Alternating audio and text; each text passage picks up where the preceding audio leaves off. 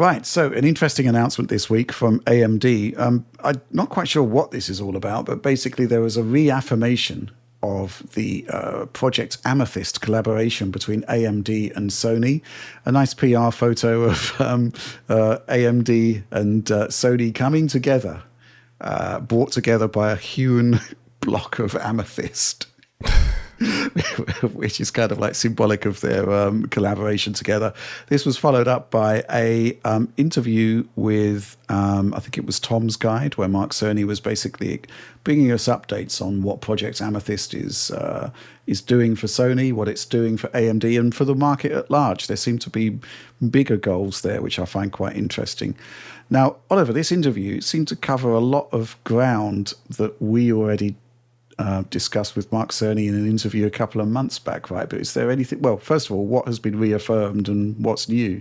I think the key element that's been reaffirmed here is that some kind of version of the algorithm behind FSR4 is going to be coming next year for a next generation PSSR update for PS5 Pro consoles. That is the information that was primarily described before to us. And, presumably that work will extend it to PS6, and that will help consolidate PS5 Pro's position as generally the most performant place to play console software, and hopefully that will deliver some of FSR4's image quality benefits for people who are playing PS5 Pro titles, especially in 60 FPS software, right, where the performance of the upscaler is really quite critical in a lot of these titles nowadays.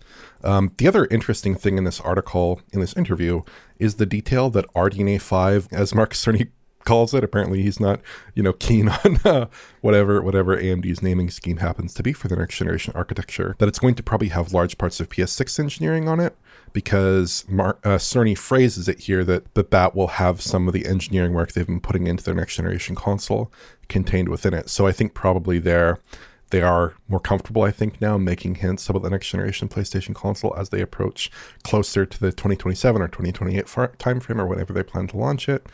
And I think that Mark is kind of hinting at that here. But again, that's no real surprise that the PlayStation 6 would have elements of a next generation AMD graphics architecture in it.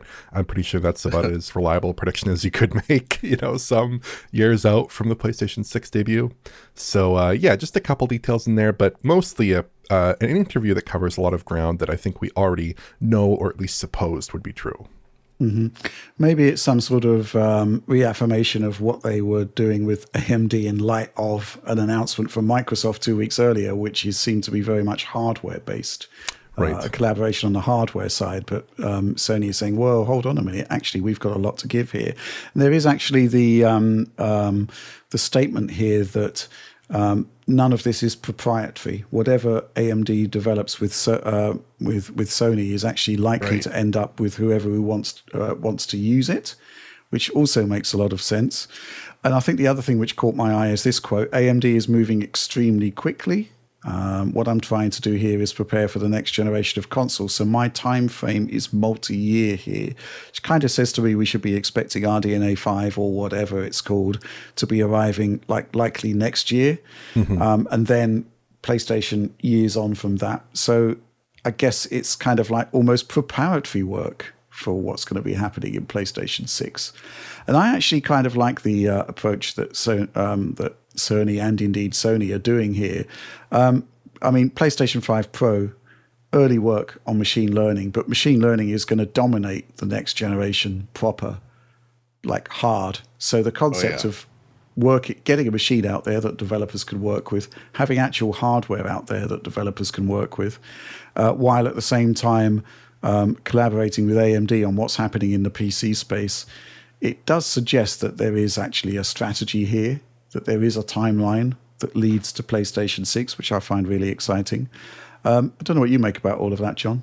Yeah, it's not anything necessarily new in here, but it is interesting. I enjoyed hearing more about what they're doing with PSSR evolution, FSR4 kind of stuff, and how it's essentially like a drop-in replacement, making it easy to support. And yeah, it's all just kind of obvious stuff where we're going next with AMD. And yeah, it's good to see, though. That's for sure.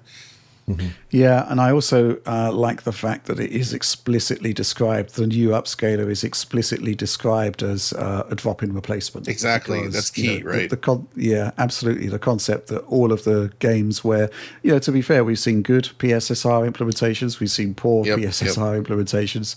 The idea that a developer can just go back and drop in the new FSR4 based solution is actually really, really good news. It could be game changing to certain games that we've looked at, so that's hugely exciting as well.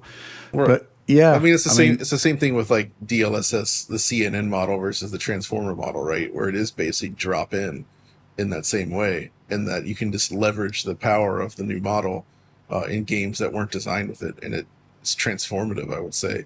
So that does excite me about the potential on the console, and that it could just greatly improve the experience for existing PSSR titles. So interesting that we got this this kind of PR piece, but not a huge amount of new information. But there are some tantalizing hints going forward. And I think in the past, also in our interview, there was discussion that there would be more of a unification between the hardware used for ML specifically. So yeah, interesting stuff happening there.